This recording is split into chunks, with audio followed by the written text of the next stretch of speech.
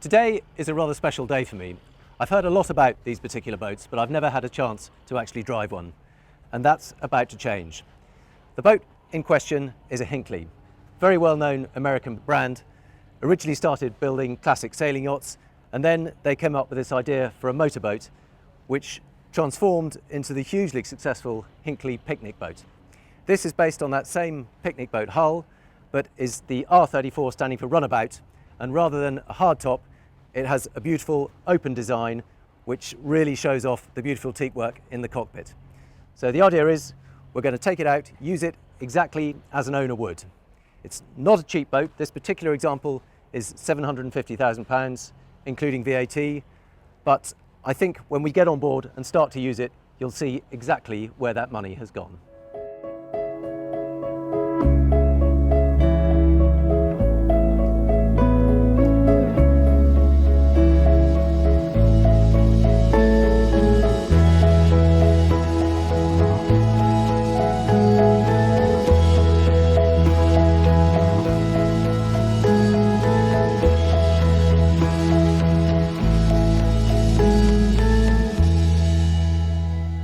In the States, they like to compare the Hinckley to a Bentley for the seas, and you can see why.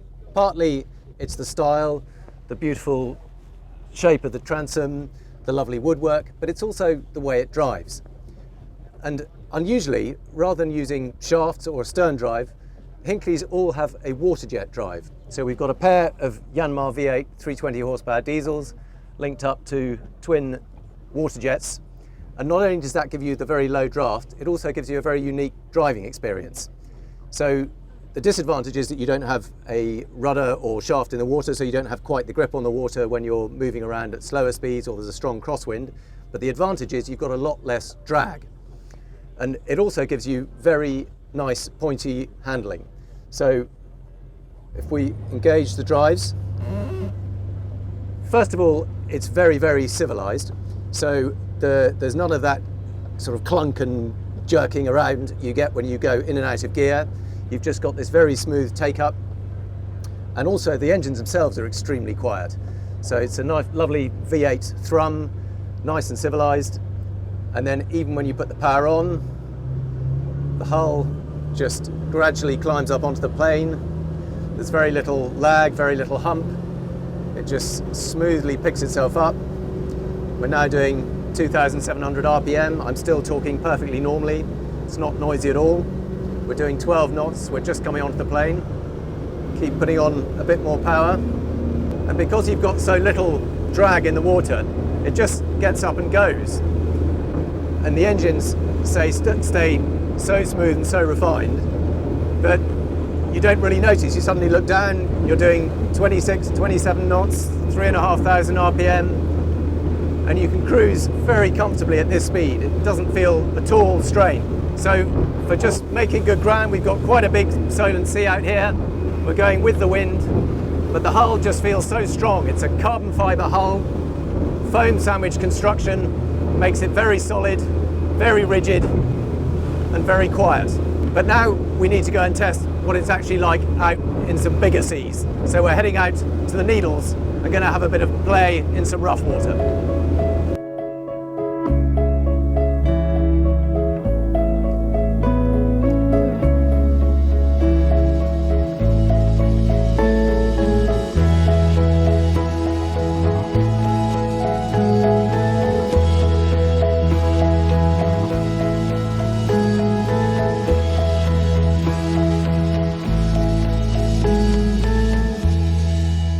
So we've just been out to the Needles and back, and the first thing that strikes me on the way there is just what a civilized boat it is to trot along at 27, 28 knots, 3,500 RPM. A little bit like a Bentley, it all feels one step removed from the action. The steering is very light but slightly disconnected.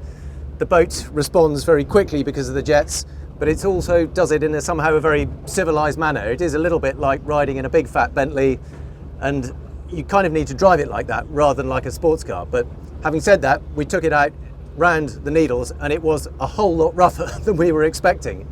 And what stood out was not so much that it's got a fantastically deep V and just scream through the water. It doesn't, but it does feel really strong and really tough. And even when we went through the big waves, it was sending out huge sheets of water. But somehow the boat felt absolutely safe and secure. Because you've got these jet drives, it'll turn very, very quickly, so we could turn quickly between the waves and carry on out.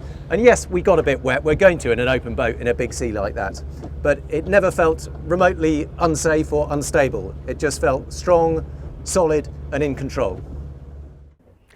Hinckley are renowned for their picnic boats. And although technically this is called the runabout because it's the open model rather than the hardtop, it's still tailor-made for this kind of picnic boating experience. So we have pulled up into Newtown Creek on the Isle of Wight. It's notoriously shallow here, very muddy, and a lot of motorboats simply couldn't get this far up the channel because it's so shallow. But this, because of the jet drive, the shape of the hull, it only draws 2 feet. So we've crept right up the end of the channel. We're in just 4 feet of water. We've dropped the anchor and we're still floating perfectly. And what it means is that we can now make the most of this glorious open cockpit, because for a 34-foot boat, a lot of the boat is open cockpit. And one of the joys about the Hinckley is just how beautifully they do the cockpit. You can see here we've got this beautiful varnished teak everywhere. We've got it all down right around the cockpit itself, up at the helm, and even on this windscreen surround. It just gives a very nice characterful feel to the boat. We've got everything you need for a picnic. Cool box on this side, a wet bar over here, beautifully done grab handles wherever you need them to move around, and then the cockpit itself. Very sociable seating layout. We've got seats in all 4 corners, table slots in here, and with this glorious open cockpit, you can just make the most of the whole boating experience. Although this is an open boat, when it gets really hot, you also want some kind of shade. But here, the Hinckley has a little party trick. Let me show you. Lift up these little covers. There's another one at the back.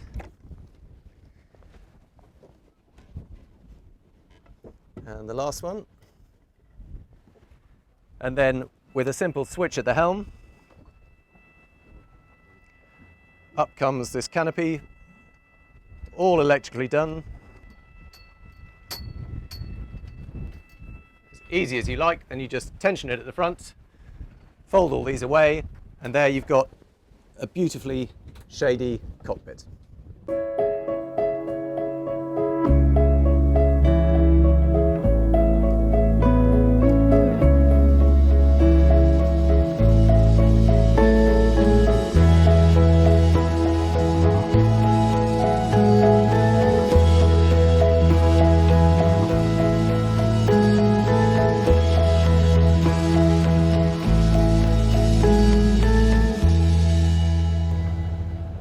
I mentioned that because this boat doesn't have rudders or shafts or a keel as such, that it can be a little bit wayward in a strong crosswind. But the way they've countered that is by this very clever jet stick system. So much like an IPS joystick, it moves, it twists. But the beauty of this is that you can also use it when you're driving along. So I've got 4 different modes here. There's a helm mode, which is just using the wheel. There is power steer, which I'm using at the moment. So it's on the throttles here. You can just select the speed and then just do the direction by little nudges, twists left and right. And it takes a lot of the wander out of the boat. So if you're trying to do this manually, you quite often find yourself oversteering unnecessarily. Whereas using this stick, you just give a little twist, keep the bow pointing exactly where you want it, and it tracks nice and straight and true. And then the real joy is when you get into the berth itself, you go into docking mode, and that links the joystick and the bow thruster so that you can maneuver the boat exactly how you want to, forwards, backwards, sideways, and it will juggle both the jets and the bow thruster to move the boat exactly where you want to. We can spin it round on its axis, going a little bit forwards and a little bit backwards, hold it absolutely stationary. The throttles stay where they are, but we're just spinning round on our axis, not going forwards or backwards.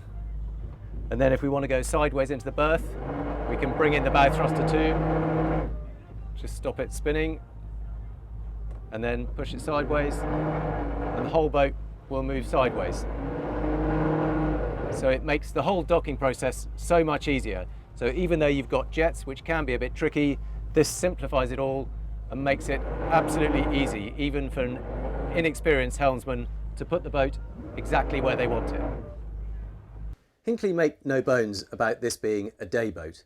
So most of the 34-foot length is given over to the open cockpit, and what's left down below is just enough to tuck away somewhere to keep warm and dry.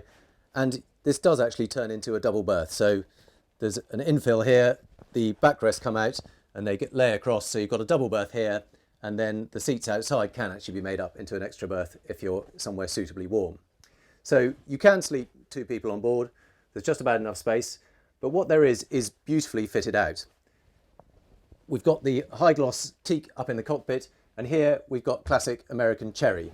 So you can see the lovely tongue and groove styling there, little window surround, even the speakers have their own wooden surround.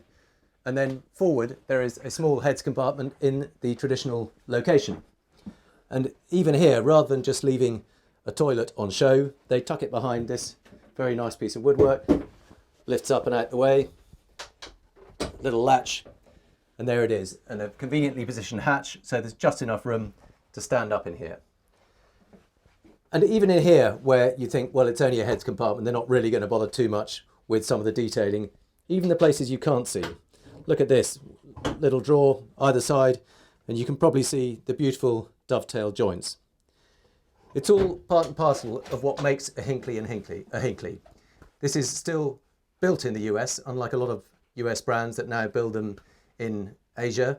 This is still built in the US by US craftsmen, largely using US products. And I have to say, it does feel all the better for it. It's beautifully built, beautifully finished, not big, but it's something small and special that you're going to hang on to for a while.